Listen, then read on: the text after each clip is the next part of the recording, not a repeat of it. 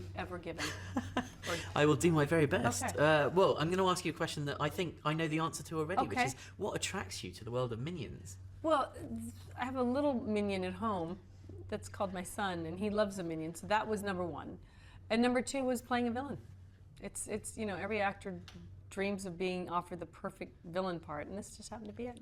And she is the perfect Isn't villain. she, though? She's just perfectly twisted. Yeah. Yeah. What do you think it is that motivates her? Is it the power? Is it the money? Is it the glamour of being a villain? Being misunderstood. I think she's very misunderstood. I think she never got to be the princess when she was a little girl, and so now she just desperately wants, the pinnacle of her thievery is to get the crown jewels, and to get that crown on her head will make everything right, which we know in the end, stuff doesn't make things better, but she's going to get that crown. Yeah.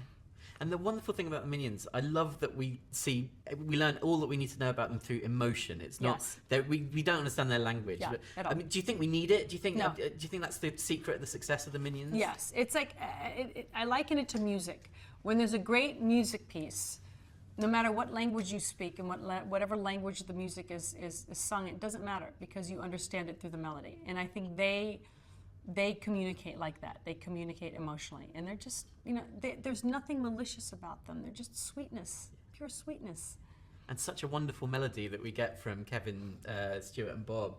I have to imagine that, you know, for Scarlet, she kind of underestimates them, doesn't she? Oh yeah, well, because they're tiny. They're tiny little yellow pill people, forms with feet and hands and maybe an eye.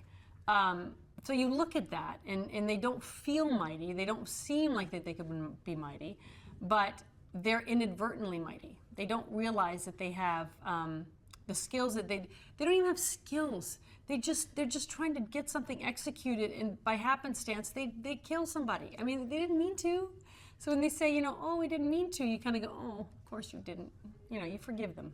Well, it's that comedy of misunderstanding that is so beautiful, isn't it? Yes. And this setting as well, you know, London in the 60s, the music. Yeah. I mean, everything about this is such a wonderful setting for a film. Do you kind of identify with that period? Would you? I mean, I was born in the middle of that period, so I didn't really get the full effect of it.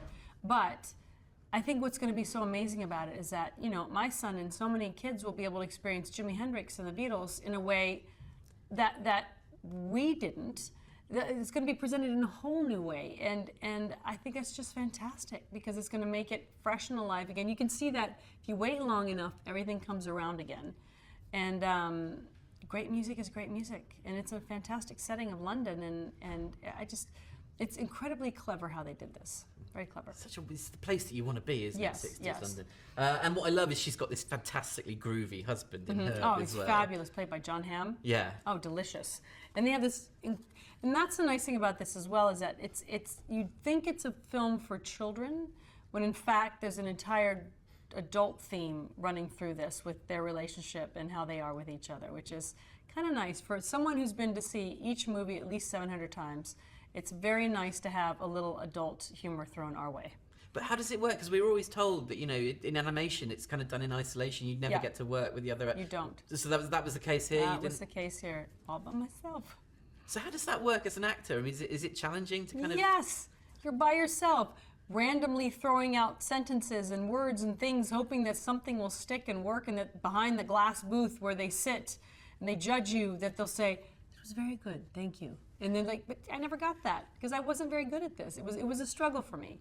So I had a lot of learning to do in order to pull this off.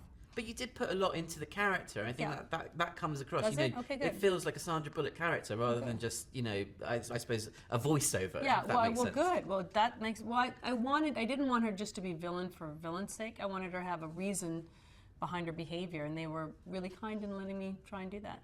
Do you hope that she comes back in some form? No, she's a one-off. She's a one-off. She's going to come back as Gru's babysitter. She's going to make amends by babysitting Gru. And she's got to be nice is going to kill her. No, but this is a one-off. This is Scarlet had her moment, and now the Minions, like at the end of the film, you sort of are introduced to a very special little boy. Indeed. And that will open up a whole new horizon.